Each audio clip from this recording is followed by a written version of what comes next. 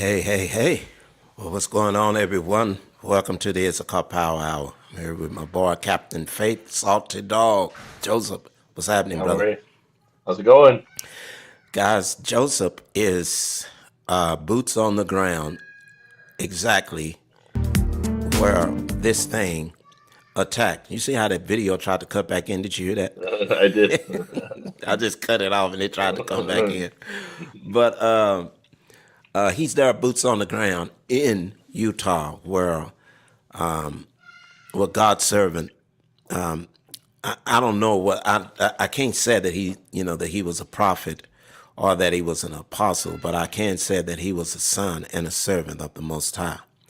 And we're talking about Charlie Kirk because tonight we're going to look at and just talk about the importance of basically what he did and the the two possible things. As a matter of fact, let me just put it like this, everyone. Let me just put it like this. The devil don't know what he did. I see Charlie Kirk likened unto what happened with Stephen when they stoned him. Mhm. And then they threw his clothes at the feet of a man by the name of Saul of Tarsus.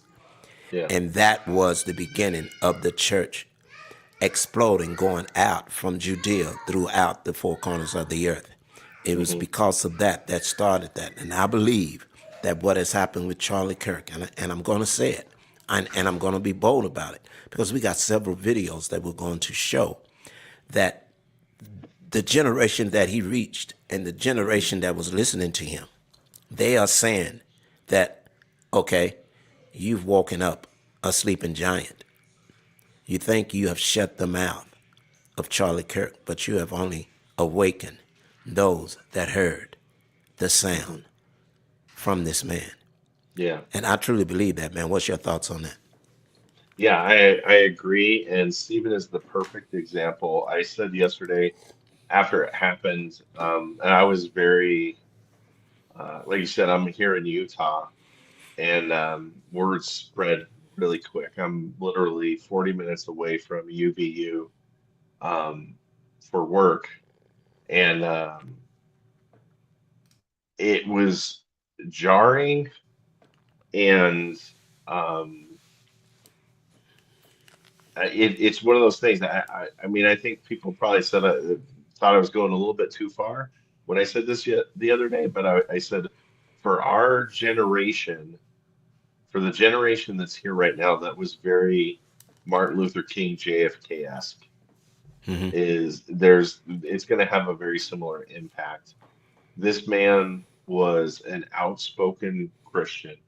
He was an outspoken apologist for the faith and he would debate anybody at any time, any place, and would eloquently be able to share truth and speak the gospel at the same time in a time when the youth are prized by the enemy. The souls of of the youth of our nation are what's on the line. And Mm-hmm. at 31 years old, I mean, let's look at this, the entrepreneurness that he started his quest and his charge 12 years ago. So he Right. was literally a teenager when he started to look into, or in his early 20s, mid 20s, when he looked into um, becoming what he was today. Right. And what I posted on social media, and I stand by it, is that he wears the martyr's crown.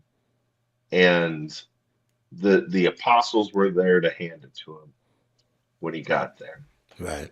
And I believe that. I believe that when you give your life for the faith, the way that he gave his life for the faith, it is likened unto Stephen. And I think you picked the perfect martyr because Stephen gave his life for Christ, and he probably never met the man. Let's look at the people don't understand this Yeah. Come on, man. about the timeline of Paul. conversion to from Saul to Paul. It was probably Paul was either not born yet when Christ was crucified, buried, and resurrected, or he at the most he was only about anywhere from 1 to 5 years old. So he did not witness what happened when Christ was resurrected, and most likely neither did Stephen. Stephen was a convert from the apostles, and he went out and he preached the gospel with power and effectiveness, Right. like who? Like Charlie Kirk. And in an open forum, he threw it, like you said, he threw his clothes. They threw his clothes at the feet. They actually, the people who stoned him threw their clothes at the feet of Saul, Hmm. and he watched. But if you read what happened in that account and in that rendering of eloquent preaching of the gospel that Stephen did, there was an open heaven that took place. And people, you got to catch this about this story, Come on. because it's one of the most prophetic gospel teachings as far as somebody preaching the gospel, one of the most prophetic ones that you'll ever see. Because as he's preaching the gospel, the heavens are opening up above him and revelation is pouring down, and it's making people angry. Right. That's like what Charlie Kirk was doing. Charlie Kirk would go on a school campus, and the glory of the Lord would fall, and the weight of the glory of the Lord would fall, and it would cause anger and frustration and gnashing of teeth and all of those things. But what is happening though, and the reason we know that there was an open heaven, two things. Stephen is the reason that Paul exists and existed and isn't in hell today and Come had a on. new name. That's all Stephen. It's Because all Stephen Stephen. is Yeah. all Stephen. When he preached the gospel, it says that it said that when Paul gave his recollection of what happened, it said that he was cut to the quick. Come on. That means that it cut him deep in his pride. He heard the truth, he knew the truth, and it made him angry because it was opposite of what he was living. And it says when Paul gives his recollection of his conversion, you know what he says? He says that Jesus said to him, Paul, Paul, why do you persecute me? It is hard for you to kick against the goads. It's Hmm. basically, Jesus said, it's hard for you to accept the truth, isn't it? The truth that you've been fighting and you've been killing people trying to fight it. So that same thing is going on right now. You want to know why they hate Charlie Kirk? You want to know why they killed Charlie Kirk? Is because they know it's the truth and they Right. can't handle the fact that they've been living a lie. And what happened here? I want to talk about this one thing. I know I'm going long, Charlie, but No, this is no, no. I'm giving people now. Now, keep talking, man, because okay. we're gonna take our time. We're not So gonna be too. We're gonna try to get all this done in an yeah, hour. But I want you to take your time, man, because what you're saying is very good. okay. What happened next is they start to kill Stephen, and he looks up, and you know what he saw? He saw the open heaven that he had opened up with his preaching. Hmm. The words that were coming out of his mouth is what opened up that heaven. Not that Jesus was coming to get him. That's not what opened it up. Jesus wasn't coming to get him. What opened it up was preaching the gospel with effectiveness and with power. And it Hmm. was falling down. The glory of the Lord was falling down from an open heaven on a young man named Saul. Charlie Kirk did that for countless youth Yeah. across this nation. And you got to understand something, Charlie. You and I, when we very first did our very first podcast together, and which was a great honor for me and a great treat for me. What did we talk about? We talked about the harvest. Right.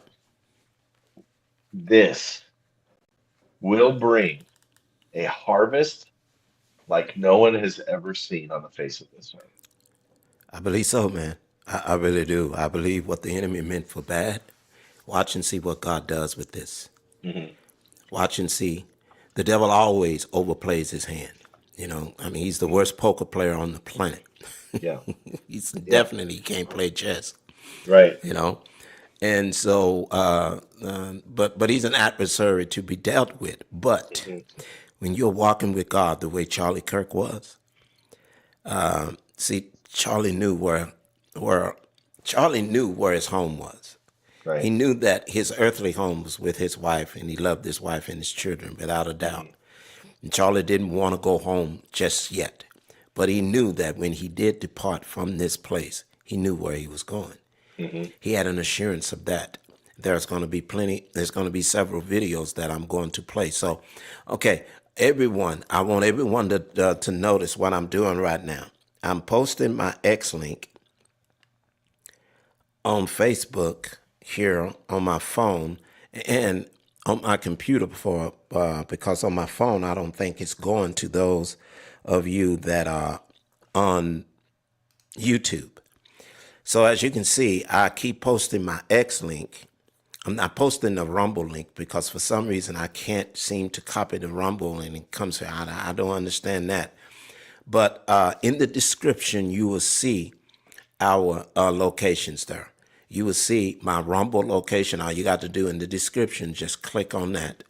And then you go to Rumble, or you can click on this X link, because what we're about to talk about, these two platforms, even though they have been forced by righteousness to pull back their censorship. You know, they now in 2020, 2021, 2022, you remember how stiff they were. You remember how they were. I mean, you couldn't hardly, if you said anything, if you said the vax, I decided not to take. You're going against our community standards. Blop, man, they strike you down or lock you down for, they call it Facebook jail. Let me ask everyone that's on Facebook right now. How many of you have been placed in jail since Trump has returned? I don't see that much anymore. Facebook jail. I used to laugh at that. Facebook jail, what the hell is that? Mm-hmm. Facebook jail? I mean, they got the nerve to say Facebook jail. They can jail you because they don't agree with you. Mm-hmm. A person usually go to jail when they break the law. Right. But on these social media platforms, what they were trying to censor and trap people or shut people down was their constitutional right of freedom of speech. Now, they can let all of that BS that is associated with the press, and I rhymed on purpose, freedom of the press could say whatever they want to. They could do whatever they want to. They could slander everybody or anybody that they wanted to. Remember the little boy with the Indian getting in his face, and and the press came against this kid saying that he was disrespectful to this Native American, and this Native American doing all this. It turned on him though, right? Because see, that kid was standing in righteousness. He was there with a church group, and the Spirit of God said, I got news for you. And look what happened. That kid became a $250 million millionaire overnight because they were wrong. Mm-hmm. You see? And so they can say whatever or do whatever they want to. But have you noticed that this is not happening again? I haven't heard anybody that's been in Facebook jail. Anybody on Facebook right now?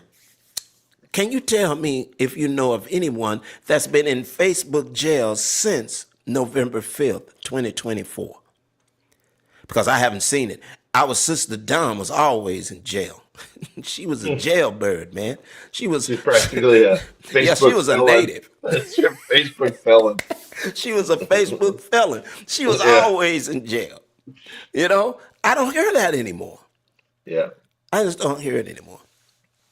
Okay. But anyway, I want everyone that's on Facebook and on YouTube, I'm about to shut the feed down because I don't want to deal with their silliness. Because what we're going to talk about tonight is going to be controversial, but it's going to be the truth. And I don't want to be hearing about copyright threats or copyright infringement. I don't want to hear all that stuff. So we're going to be on Rumble and X only here in a few minutes. Okay, in just a few minutes, because I don't want to be too long. So while I'm waiting for people to get ready to hop on, like I said, go over to X. Let me see if that'll go again. There's my X link. And Joseph would share his, but he's not at home at his desktop, so it's kind of hard for you to share your sites from there, isn't it? Yeah, it is.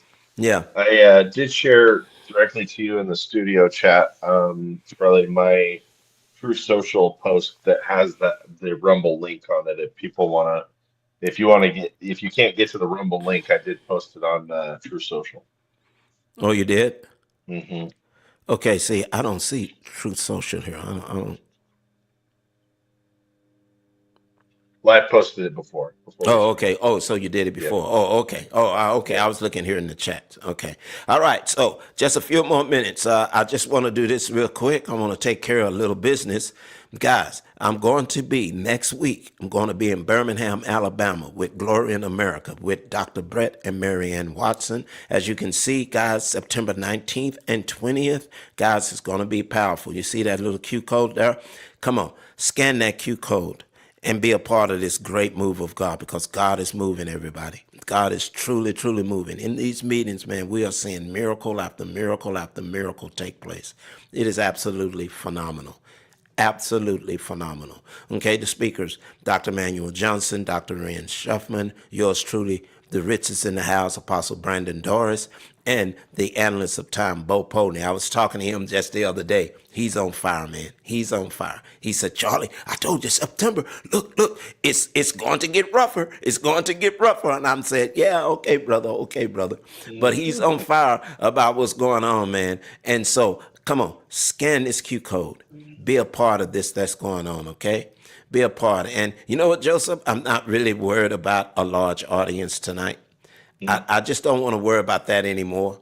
Like I Yeah. said, those of you that's on Facebook right now, especially Facebook, okay? Click the X link, leave Facebook, because I'm about to shut them down right now. 5, 4, 3, 2, 1. Boom. Facebook is gone.